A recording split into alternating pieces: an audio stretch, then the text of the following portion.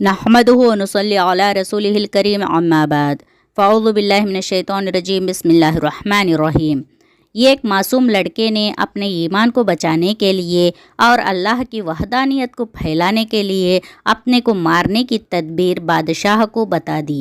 एक दूध पीते बच्चे ने अपनी माँ से सब्र करने को कहा।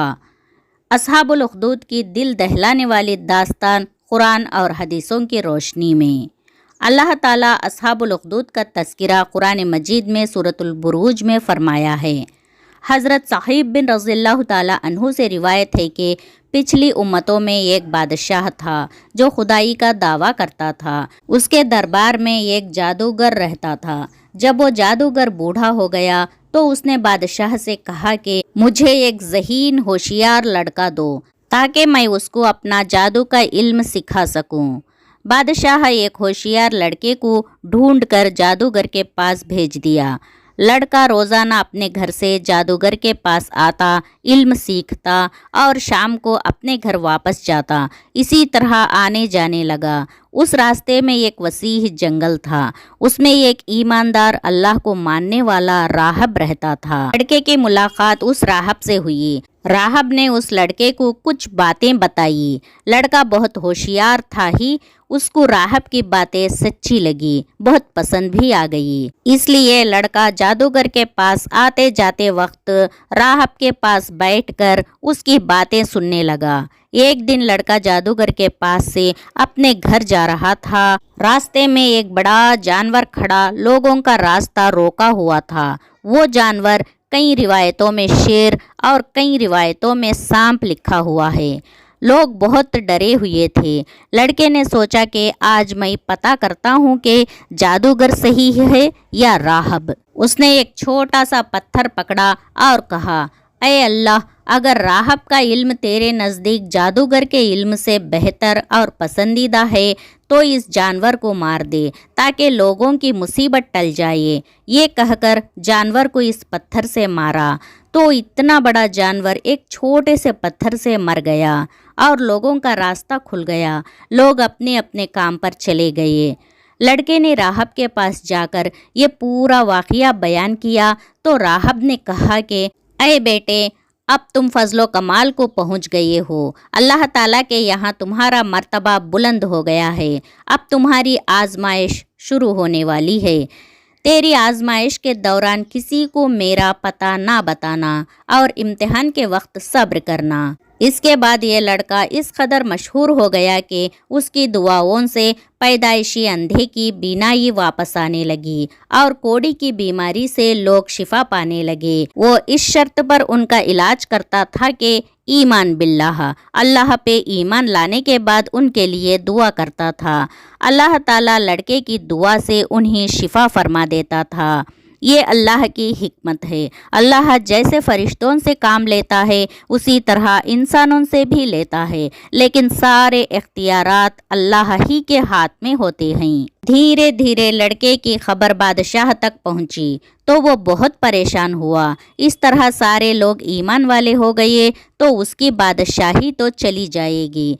रफ्ता रफ्ता बादशाह के दरबार में लड़के का चर्चा होने लगा तो बादशाह का एक बहुत करीबी मुलाजिम जो अंधा हो गया था उस लड़के के पास बहुत सा हदिया और तोहफे लेकर हाजिर हुआ और अपनी बसारत के लिए दुआ करने के लिए कहा। लड़के ने कहा कि अगर तू अल्लाह ताला पर ईमान लाया तो मैं तेरे लिए दुआ करूँगा। चुनांचे वो ईमान लाया और लड़के ने उसके लिए दुआ कर दी। उसकी बसारत वापस आ गई। वो बादशाह के दरबार में गया तो बादशाह ने पूछा कि तुम्हारी आंखों में बसारत कैसे आ गई? तो उसने कहा, मेरे रब ने मुझे बसारत अता फरमा दी है। बादशाह गज़बनाक होकर कहा कि क्या मेरे सिवा भी तुम्हारा कोई रब है? तो उसने कहा कि हाँ, अल्लाह ताला मेरा और तेरा दोनों का रब है। बादशाह ने उसको तरह तरह की सज़ाएं देकर पूछा कि किसने तुझे ये बताया है? तो उसने लड़के का नाम बता दिया। پھر بادشاہ نے لڑکے کو قید کر کے اس کو اس قدر مارا پیٹا کہ اس نے راہب کا نام بتا دیا۔ بادشاہ نے راہب کو گرفتار کر کے اس سے کہا کہ تم اپنے عقیدے کو چھوڑ دو، مگر راہب نے صاف صاف کہہ دیا کہ میں اپنے اس عقیدے پر آخری دم تک قائم رہوں گا۔ یہ سن کر بادشاہ آگ بگولا ہو گیا اور اس نے راہب کے سر پر آرا چلوا دیا، اس کے 2 ٹکڑے کر دیے۔ اس کے بعد وہ اپنے قریبی ملازم کے سر پر بھی آرا چلوا دیا اور بعض اہل ایمان کو قتل کروا دیا۔ اس لڑکے کو سپاہیوں کے سپرد کیا اور حکم دیا کہ اس کو پہاڑ کی چوٹی پر چڑھا کر اوپر سے نیچے ڈھکیل دو۔ لڑکے نے پہاڑ پر چڑھ کر دعا مانگی تو ایک زلزلہ آیا اور سارے سپاہی زلزلے کے جھٹکوں سے ہلاک ہو گئے، اور لڑکا سلامتی کے ساتھ بادشاہ کے سامنے آ کھڑا ہوا۔ پھر بادشاہ نے غصے میں بھر کر اور سپاہی کو حکم دیا کہ اس لڑکے کو کشتی پر بٹھا کر سمندر میں لے جاؤ اور سمندر کی گہرائی میں لے جا کر اس کو سمندر میں پھینک دو۔ بادشاہ کے سپاہی لڑکے کو کشتی میں بٹھا کر لے گئے۔ پھر جب لڑکے نے دعا مانگی تو کشتی غرق ہو گئی اور سب سپاہی ہلاک ہو گئے، اور لڑکا صحت و سلامتی کے ساتھ بادشاہ کے سامنے آ کر کھڑا ہو گیا اور بادشاہ حیران رہ گیا۔ پھر لڑکے نے بادشاہ سے کہا کہ اگر تو مجھے مارنا چاہتا ہے تو اس کا ایک ہی طریقہ ہے کہ یہ کھلے میدان میں لوگوں کو جمع کر اور بسم اللہ رب الغلامی کہہ کر مجھے تیر مار۔